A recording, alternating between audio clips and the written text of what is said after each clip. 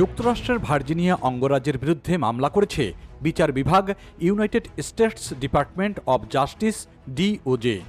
কারণ রাজ্যটি অবৈধ অভিবাসী শিক্ষার্থীদের সরকারি বিশ্ববিদ্যালয়ে ইন স্টেট টিউশন রেট বা স্বল্প টিউশন ফির বিনিময়ে পড়াশোনার সুযোগ দিচ্ছে।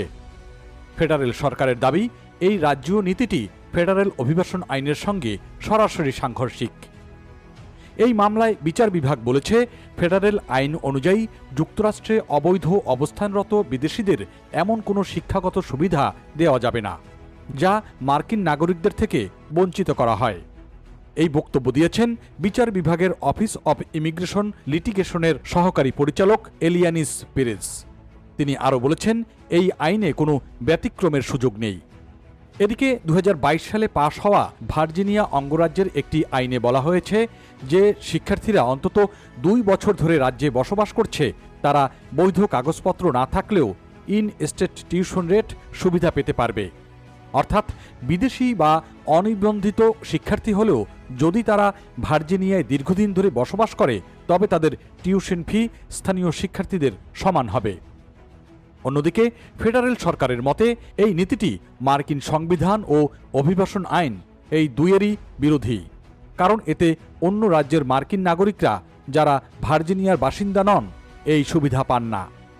এ বিষয়ে অ্যাটর্নি জেনারেল পাম বন্ডি এক বিবৃতিতে বলেছেন, এটি সহজ একটি বিষয়। ভার্জিনিয়ায় কিংবা যুক্তরাষ্ট্রের অন্য কোথাও স্কুলগুলো এমন কোনো সুবিধা দিতে পারে না, যা অবৈধ বিদেশিরা পায় কিন্তু মার্কিন নাগরিকরা পান না। তিনি আরও বলেছেন, আমেরিকান শিক্ষার্থীদের দ্বিতীয় শ্রেণীর নাগরিকদের মতো আচরণ আমরা বরদাস্ত করব না। এদিকে ভার্জিনিয়া ছাড়াও ট্রাম্প প্রশাসন গত কয়েক মাসে আরও কয়েকটি রাজ্যের বিরুদ্ধে একই ধরনের মামলা করেছে। রাজ্যগুলো হচ্ছে ওকলাহোমা, ইলিনয় ও ক্যালিফোর্নিয়া। এছাড়াও টেক্সাসে একইভাবে গত জুন মাসে ফেডারেল আদালত স্থগিত করেছে, যা অনিবন্ধিত শিক্ষার্থীদের আর্থিক সহায়তা দিচ্ছিল। মার্কিন বিচার বিভাগ জানিয়েছে, এইসব রাজ্যীয় আইনগুলো মার্কিন নাগরিকদের প্রতি অসাংবিধানিক বৈষম্য তৈরি করেছে এবং ফেডারেল আইনের সঙ্গে সরাসরি সাংঘর্ষিক।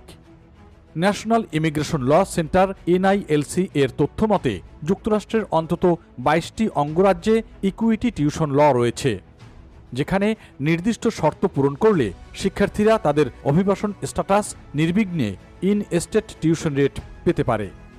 এর মধ্যে 14টি রাজ্য শিক্ষার্থীদের টিউশন সহায়তাও দেয়, যদি তারা রাজ্যে দীর্ঘমেয়াদী বাসিন্দা হিসাবে প্রমাণ দিতে পারে।